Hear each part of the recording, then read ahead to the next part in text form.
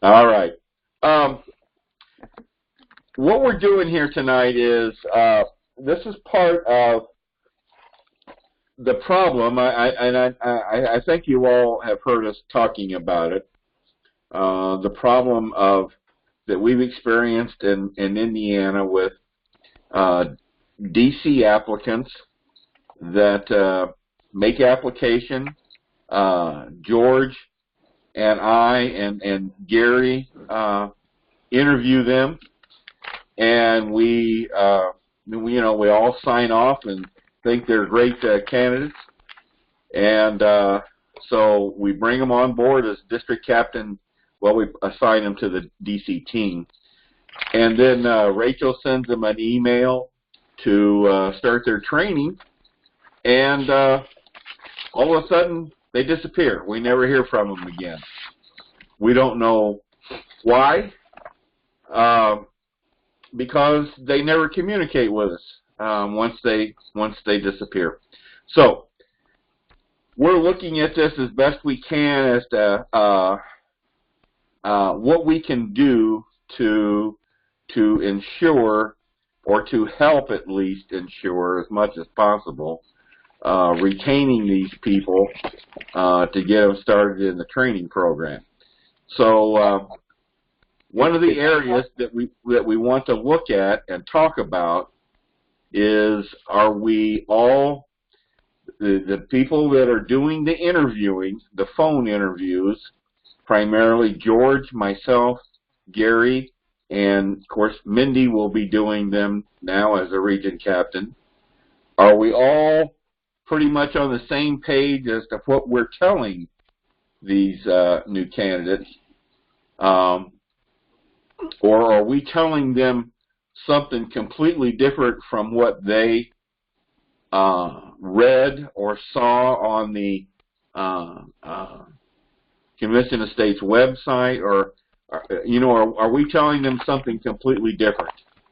So that's basically the purpose of this, is to kind of compare notes and to make sure that we're on the same page. Okay? Now, I put together this outline, which will start from this, and this is what I try to say when I'm talking to a district captain applicant. And I don't like scripts. I've never been a fan of a script.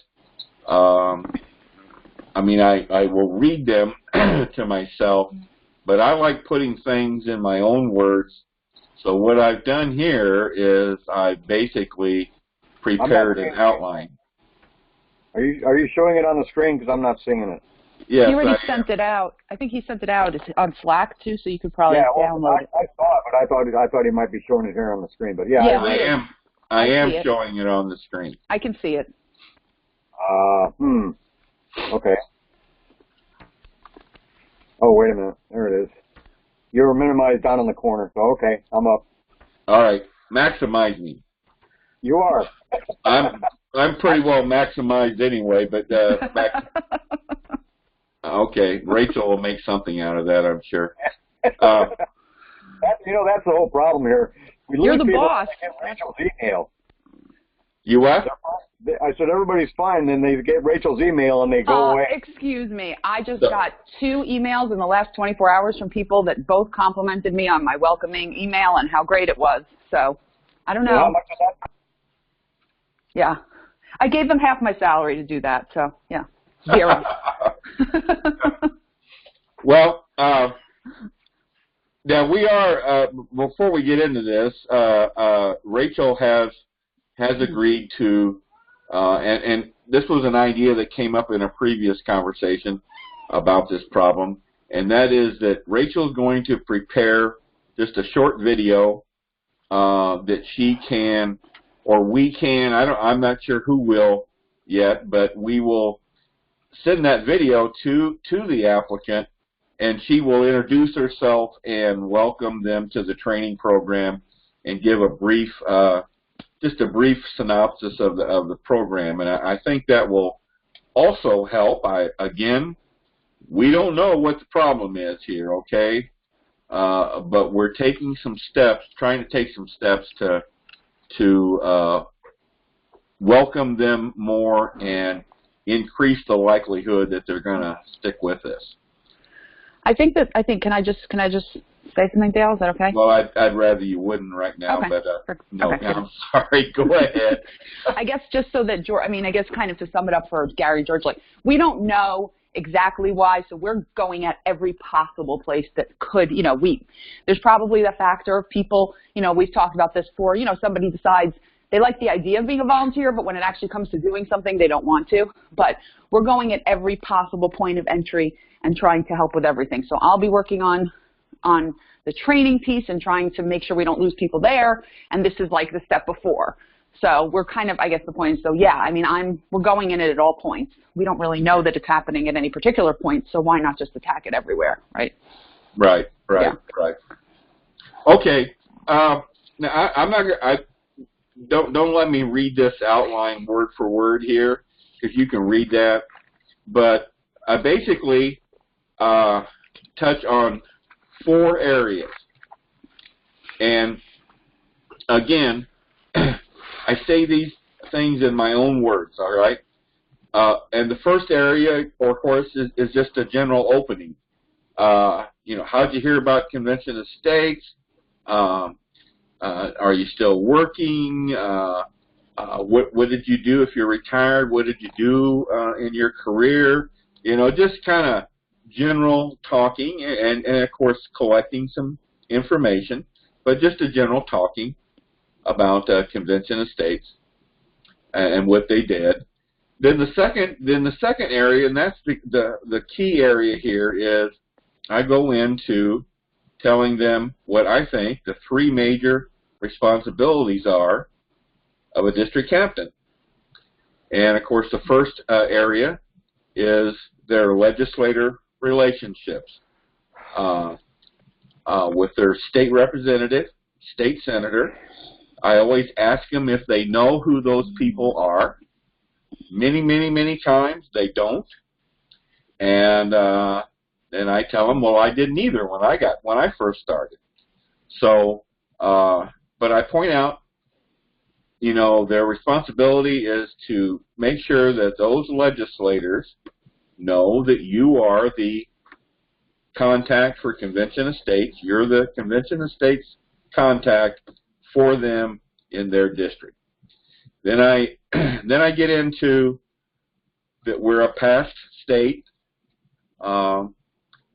Most, I would say, probably don't know that, but many do. The people that we bring in that have followed us and know what's going on with us in the state, they know that we're a past state. So I get into a little bit about the 34 Ready program, that we're talking to these legislators in a little different way than we were before. Okay. Then the second thing, the major responsibility, I get into grassroots growth. That we're a grassroots organization. We don't have a headquarters. We are very decentralized. And we want to grow the grassroots, and we measure that by petition signers, so that they will,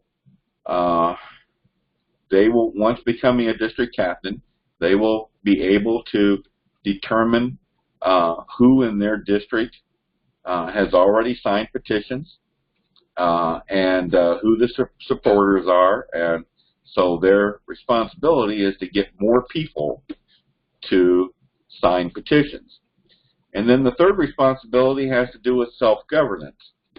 Now this third one, I used to just focus on education, but now we're trying to promote self-governance. So I describe it as just your responsibility is to encourage supporters in your district to be engaged in local governance, to get involved And so, and as well as educating yourself and educating other people in your district about the Constitution and about Convention of States and Article 5.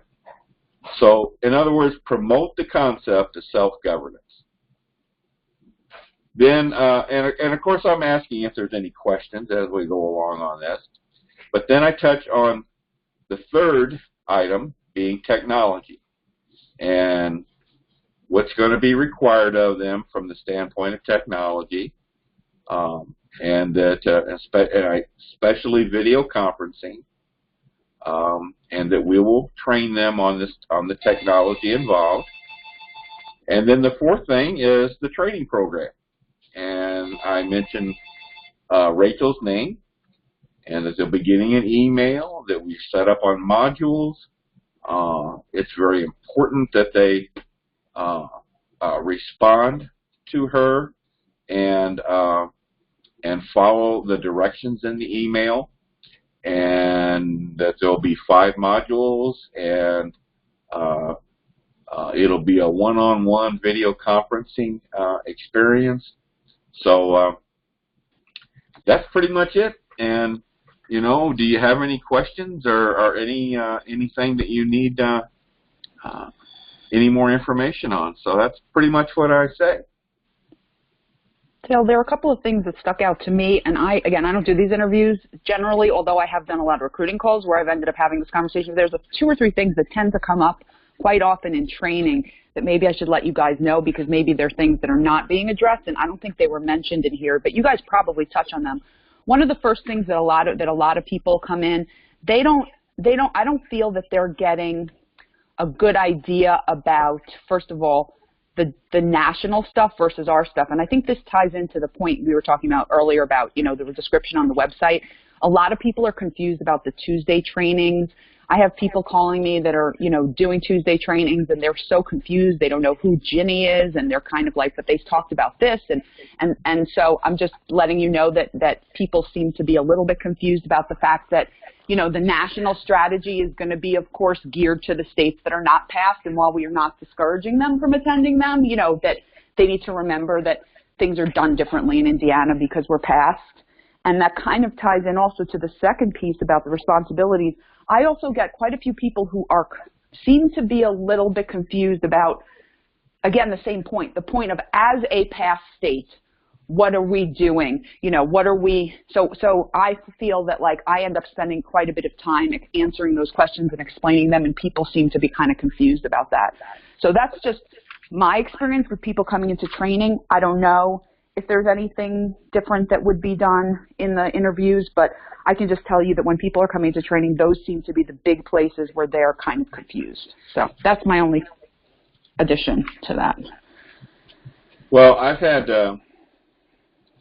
I have had questions come up about us being a past state and what do we do now, but it's been very infrequent, Right. quite honestly. And Okay. I have had some people mention about the Tuesday night webinars, and you know, quite honest, there's nothing we can do about that. Okay, so unless they express confusion about it, I just don't go into it. But I just thought that maybe that would be something. Yeah. You know, because I think maybe after they sign up as a district captain and now they're interviewed and they're accepted, maybe they go on to conventionofstates.com and then they start watching that stuff. And, you know, again, it's not such a big deal. The other thing is, like I said, as far as the issue of are we having people that have a certain idea going in and then when they start realizing it's something different. That's just the only point I'd make about the description of the district captain position. Yes. That's a good point. Good point. That, good point. you know, okay. All right, listen, I'm done. All right, George? Yeah, I'm kind of. Okay. What? What do you? That's fine. Do you pretty much do the same thing, or do you do something different? The stuff that you went over is almost identical to what I do. I inform them that we are a past state. That's it's about 50-50 as far as them knowing that we're past. A couple are surprised about it. Right. I make sure they know that we're a past state, and that goes into what do we do now, and I explain the relationship with the legislature. You know, I tell them we don't expect you to have a Saturday morning coffee with them once a month, but enough that they recognize you and they know that you're the contact person. If you send them an article or something, they know where it's coming from and they're familiar with you. That kind of relationship with legislatures. And I tell them that about Paul being our legislative liaison, and he can help them make contact with their legislatures. Right. I do not push the petition very much. However, I do talk about, as part of what we're doing now, one of the primary functions of the district captain is to grow the grassroots. That our goal is to have the biggest grassroots army that the nation has seen, and we're well on the way to doing that. But and I talked to them a little bit about one-on-one contact with people when they're out and about, and different ways that other district captains are introduced to the states. I also pushed the idea of self-governance and being the district captain, the leader in their district, that they need to lead by example. In regards to that, be familiar with their local government, maybe who's who in their local government, attend meetings if legislators meetings. Do your best to attend and bring somebody with you. As far as staying in contact, I go into the training extensively, give them a step-by-step on the training, and explain to them that after they're accepted as a DC team member, they'll get the email from Rachel. And I give them her name and what her email is, rachel.kessler@cosaction.com. And to keep an eye out for that.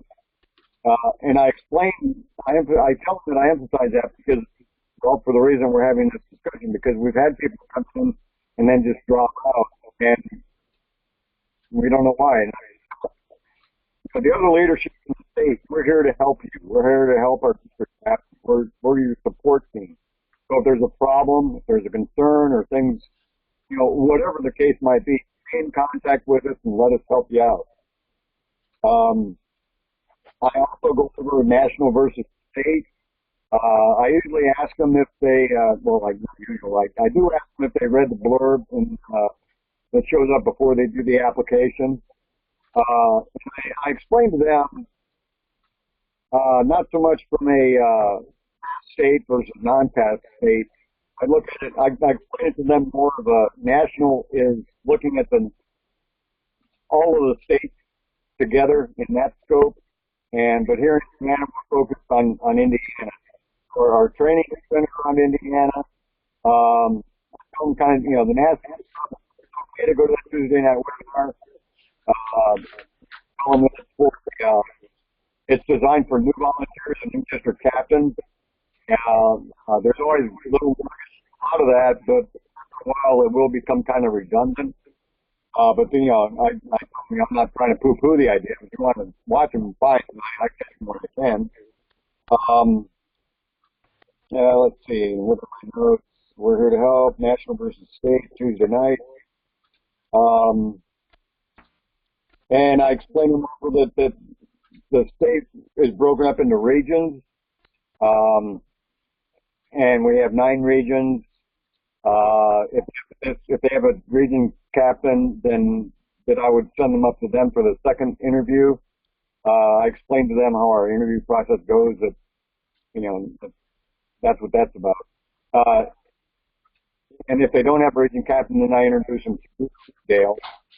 Explain to them that it's time to contact them. Find out if it would be better if maybe you texted them or first and set up a meeting like that. A lot of times they would prefer that. But that's about it. Otherwise, I'm pretty much in line with you got in here. Okay. Now, how much detail do you go into about the training program? I briefly describe each module. Explain to them that it's done on an individual basis. They're not going through with a group of people. So, they can go as fast as they want. We don't want them to drag their feet, but, we don't necessarily need to have them done in 2 weeks or whatever. If it takes a couple months, something comes up, that's fine too, as long as they let us know and we can work with them. I tell them we're all volunteers, but all of our doors are open, so stay in contact and let us know if something comes up and we can work with it. All right. Okay. How much time, George, would you say you spend on a typical phone interview? Well, there's some casual talk in there at first. It probably averages about 45 minutes, maybe up to an hour. Kind of depends on them.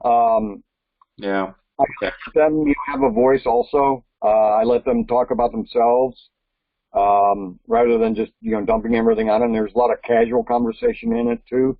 It's not all just blah blah blah blah blah. I work these points in during the conversation.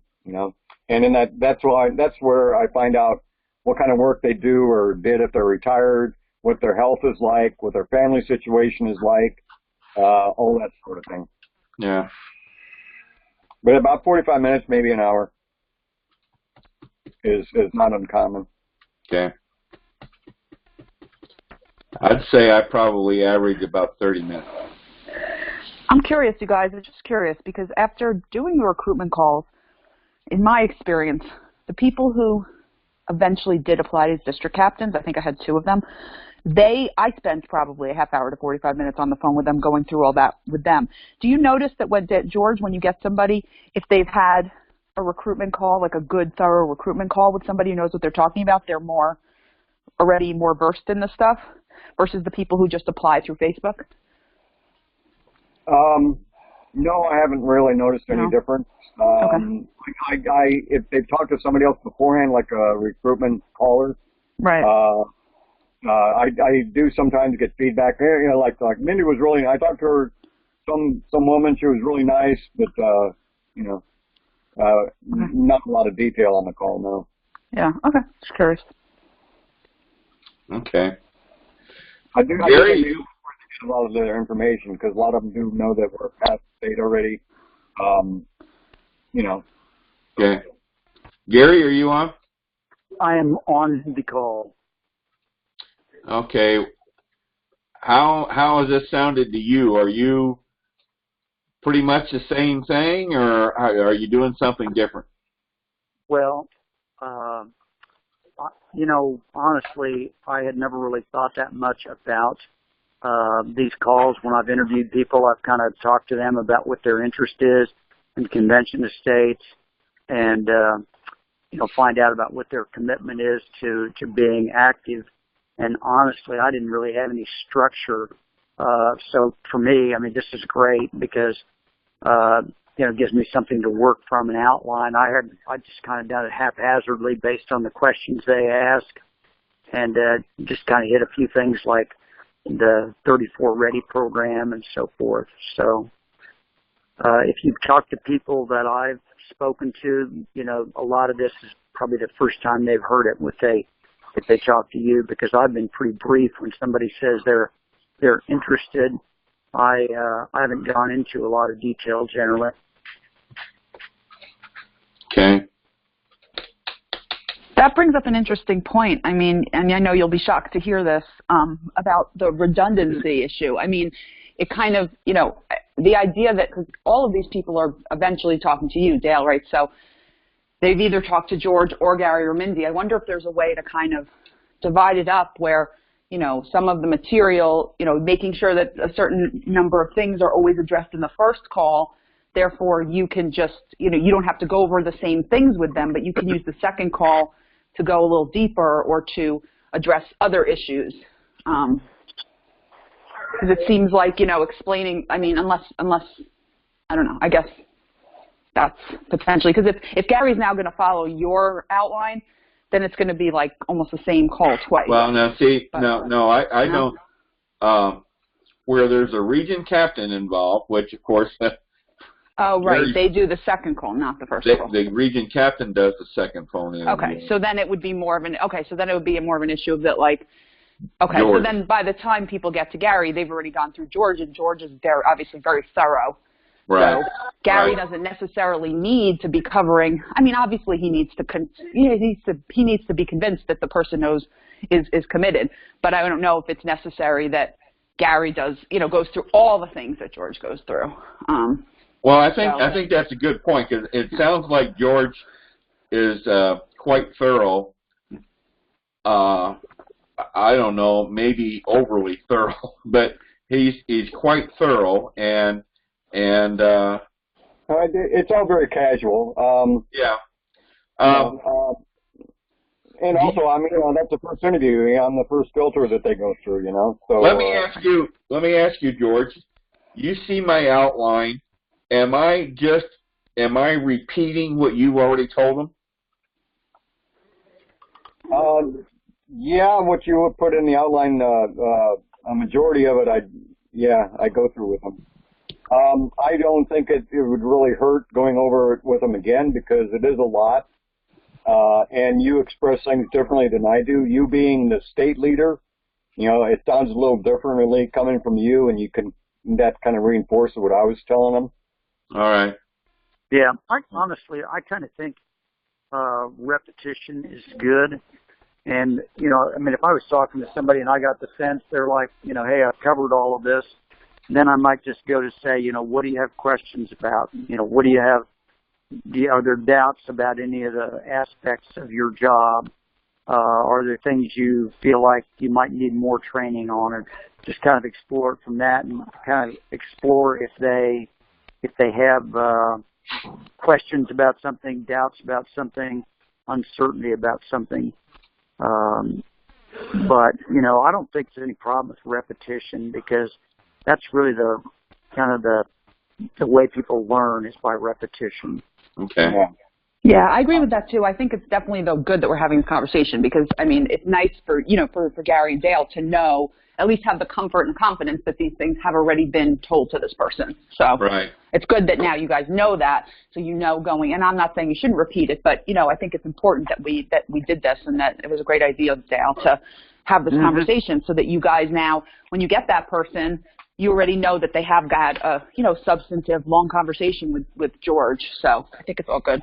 Yeah. I think I will even be even a little more brief with my outline here, and because George has already covered all this stuff, so I could be even more brief than what I've got here.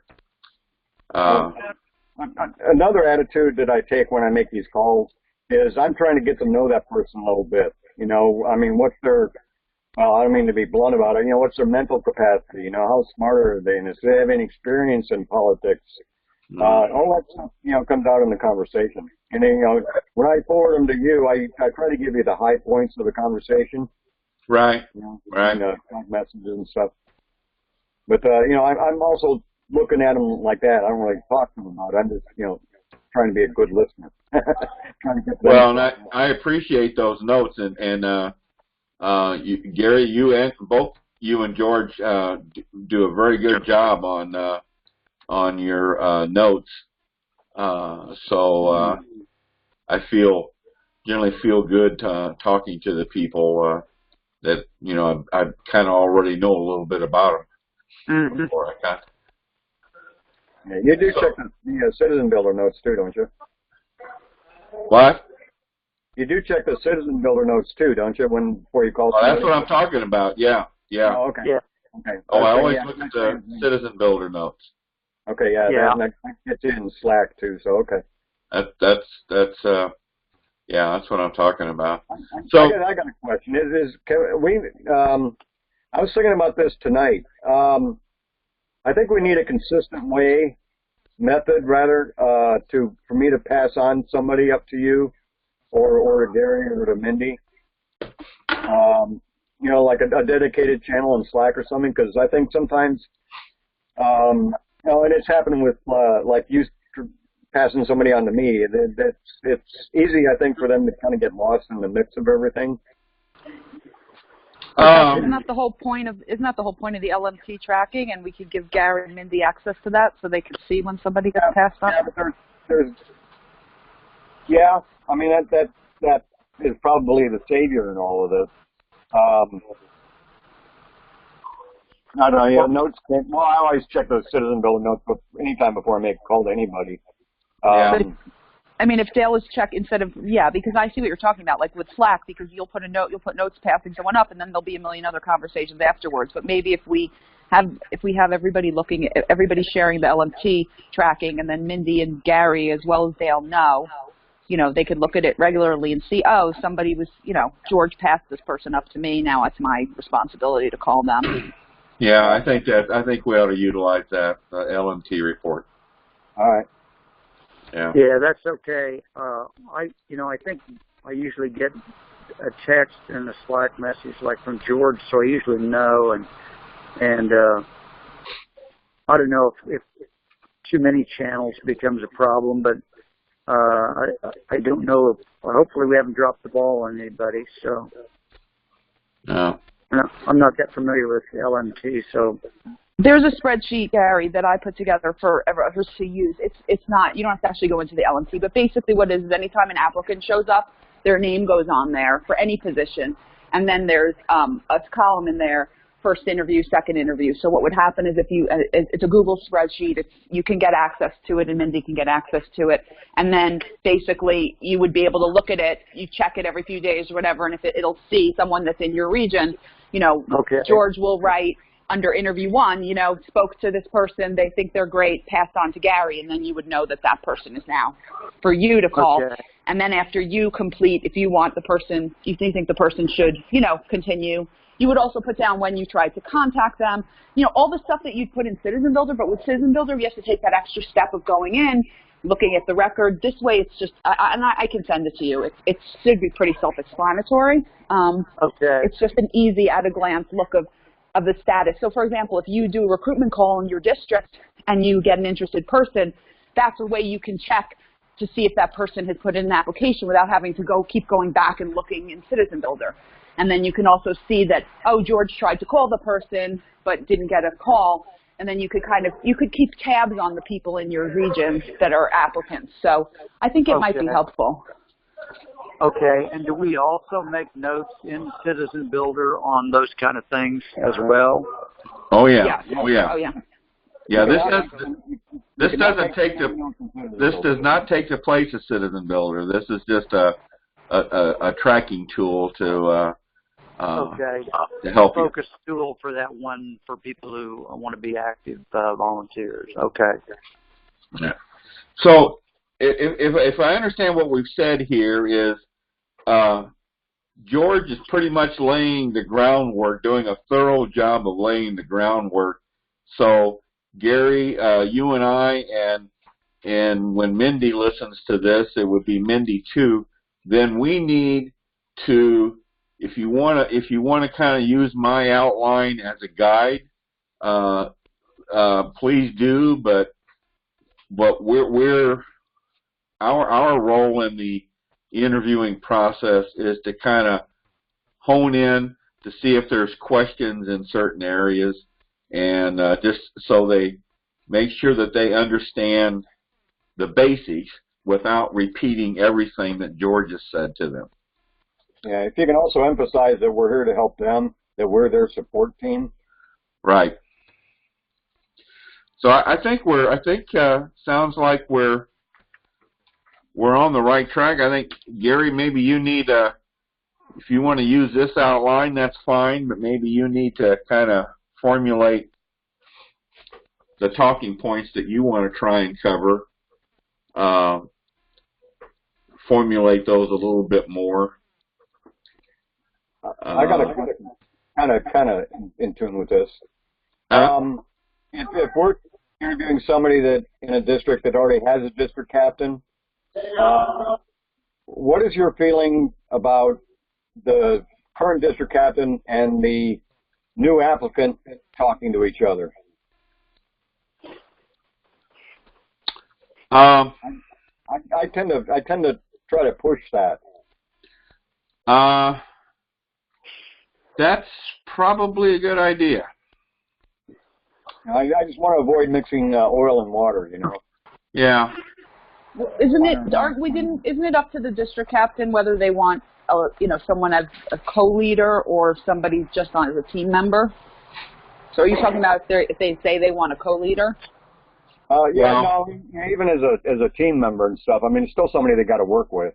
Because if the person's not applying as a co-district captain, if they're just applying as a DC team, my understanding is that they would never talk to Dale or Gary. They would just talk to the district captain, right?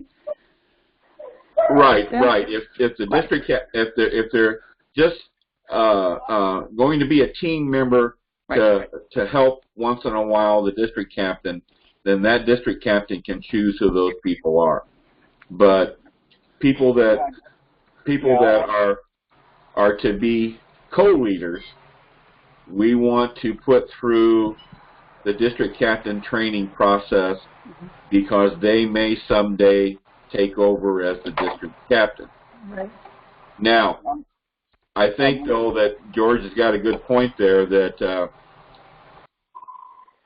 many times that the district, if it's an existing district captain, they will not have met this person, and maybe they should have the opportunity to talk to them. It's one way to break the ice, you know. Yeah. Yeah. I don't know at what stage that would take place, though. Yeah. I would think that in like situations like in Gary and Mindy's situation, it's a lot easier because Gary and Mindy already have relationships with their district captains. So I think that it would be a lot easier for Gary and Mindy to figure out how's the best way, to get this working in their region. I think it becomes more complicated when we have a situation where there's no region captain. And then, which just like everything else is more complicated when we don't have a region captain. Right, right. So, I mean, I think we could defer, see like, that would probably be something that the region captain would do, makes more sense. But yeah, it is kind of a hard issue about when to do that. It seems like it shouldn't be done until the interview process is finished, because if the person is not going to be approved as a district captain, then, what's the point? Isn't that kind of part of the interview process in a way, though, too? I mean, if the current district captain, maybe they know the person and they say, I don't want to work with him. Yeah. Yeah, I guess so. Yeah. I'm thinking the district captain ought to have some input of an interview or something, so they get a feel for the person, if it's somebody they want to work with or not.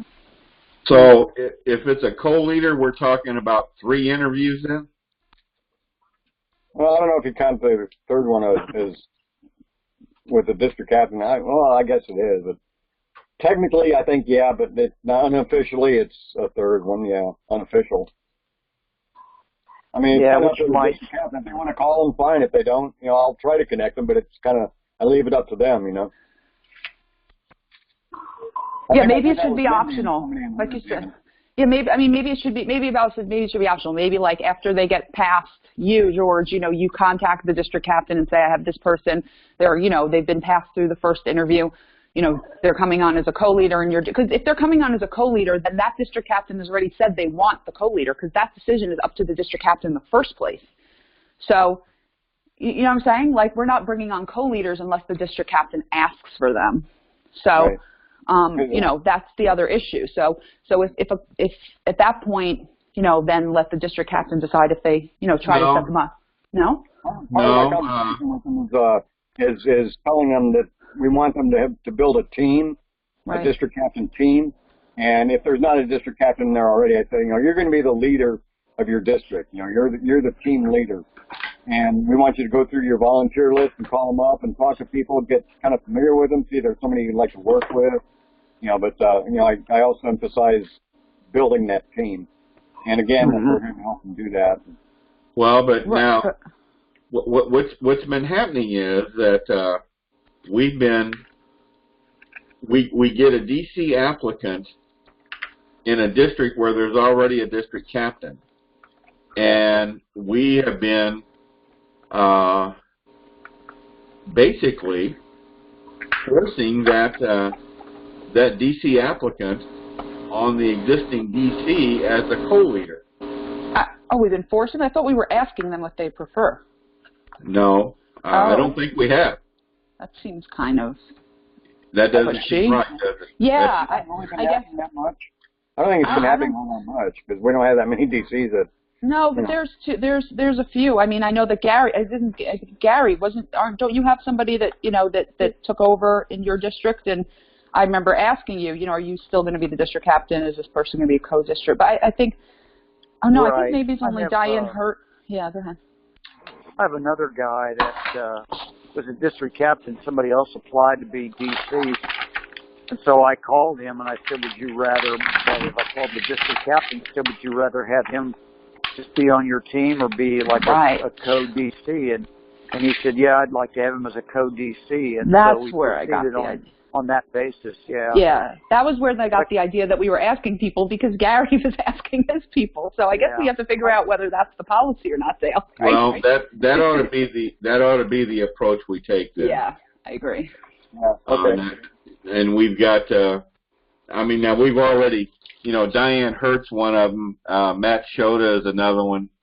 I think, are those the only two co-leaders we got in the system right now? Matt Shota is the one that Gary's talking about, though. I think that's Gary's district. So it's the only actually. So the good news is there's only one person that's happened to so far. So I guess you could. I don't know if Crystal Anderson is a co-leader with. She's not. Terry King or. Nope, she's not. Okay. She was at one time, but she's not now. Yeah. She's not now. Okay, I didn't know that. Okay. Her request. So let's just make the procedure then that when we get a DC applicant in a district where there's already a district captain, then George, after you've done the interview, then will you do the step of contacting the district captain if there's not a region captain involved? That you take the step of contacting the district captain to see if they want the person as a co-leader or as just a DC team person.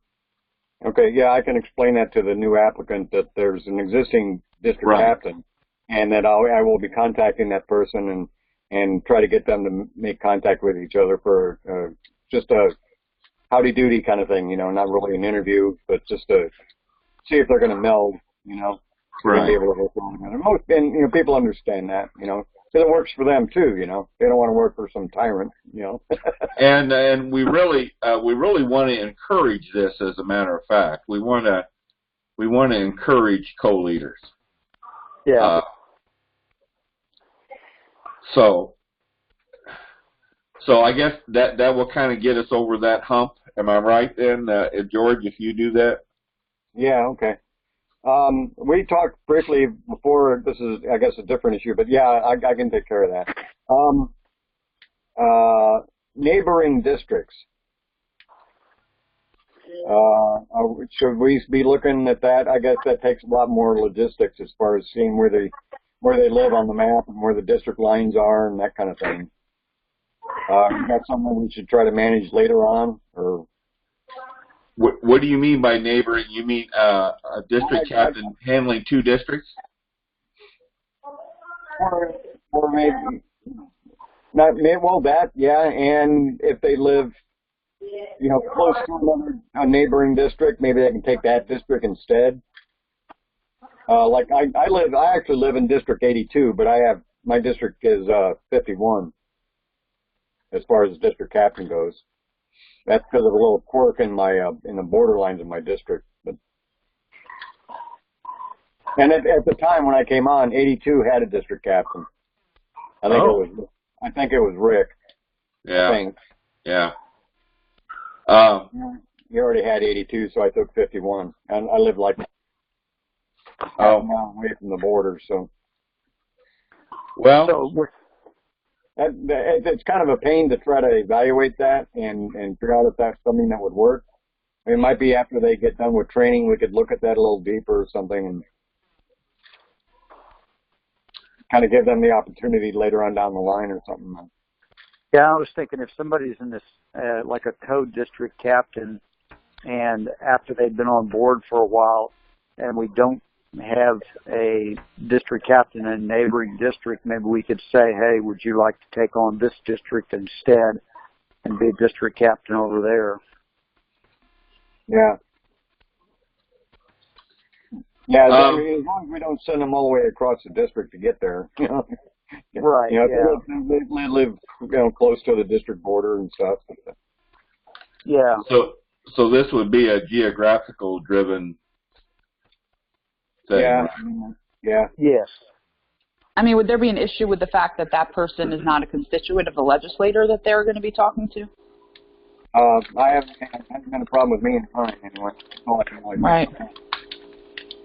See, that's what comes to my mind immediately is the legislator issue and constituency.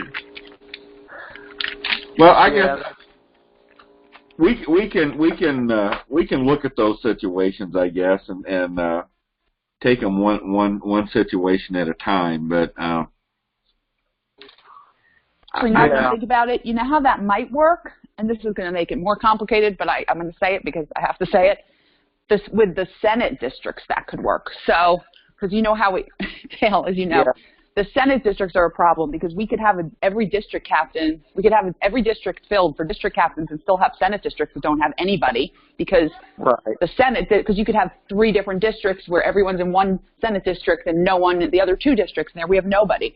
So that potentially could work if the person applying is in the same House district as the current DC, but a different Senate district than the current DC, because then they could cover a different senator. yeah, that's true. But it's confusing, so I'm not saying we should do it, but I'm just saying it's a thought. Yeah, everything gets more complicated, doesn't it? I know. Especially when I open my mouth, so I'm going to be quiet again. Okay, bye. No, but I think that might be a situation where we could say, you know, one of the co-DCs is going to be working exclusively with the House member, and the other one's going to be working exclusively with the senator.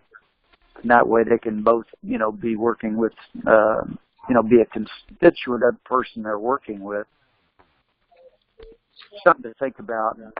I mean, we don't have a whole lot of situations where we have co-DCs, so maybe we're, you know, tilting at windmills at this point, but something to think about. All right. Okay, that one we're going to think about, right? Yeah. Okay. All right, anything else?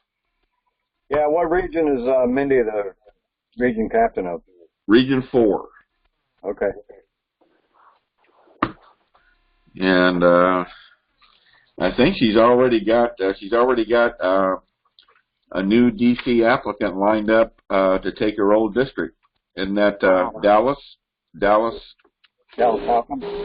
Yes, and we're starting his training tomorrow, and she's sitting in. So it's moving. Cool. Yeah, great. Sounds good. Sounds good. We got some good people coming in. We got quite a few coming in.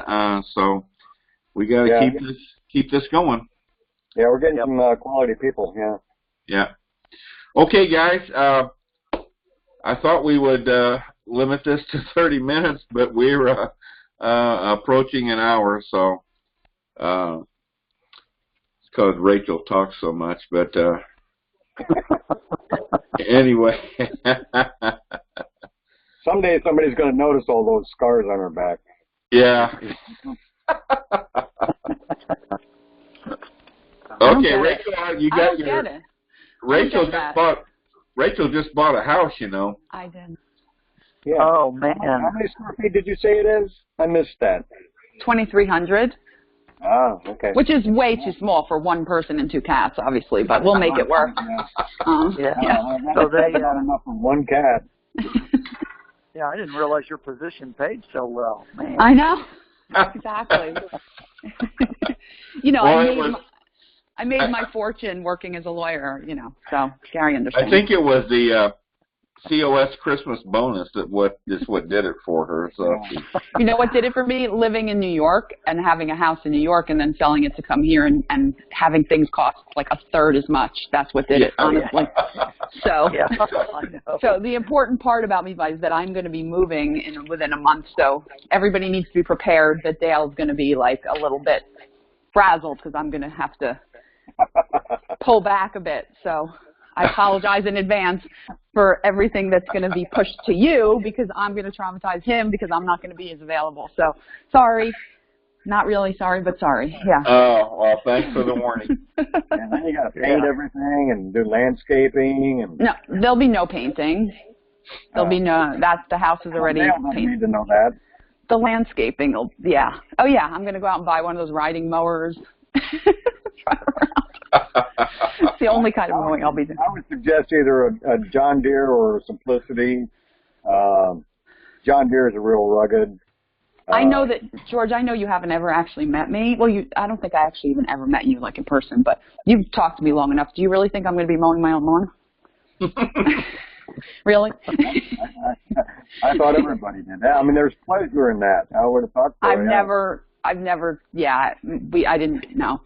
Okay. I get it. See, Rachel, in Indiana, we mow our own grass. That is not true. My real estate agent doesn't mow her own grass. You know, Well. she gave me the name of a good company to call to do mine. Obviously, she doesn't. I mean, yeah. Listen, until my boyfriend moves up here, which we're still hoping he'll do soon, I'll have to figure out. You know, I'm sure there's some kid in the neighborhood who'll want to make a little cash by doing it. It's fine. I'll find out. You may be surprised. That you would think that there would be, but you may be surprised at that. Really? Yeah. Yeah, I just covered all with cement and paint it green, too. All right, guys. Okay. That's it. Good call. Thanks for everybody's input. I think we're pretty much on the same page here. So I don't see anything that we have to drastically change here. So okay. Thank you very much. Have a good night. Night. Okay, thanks everybody. Good night. Bye now.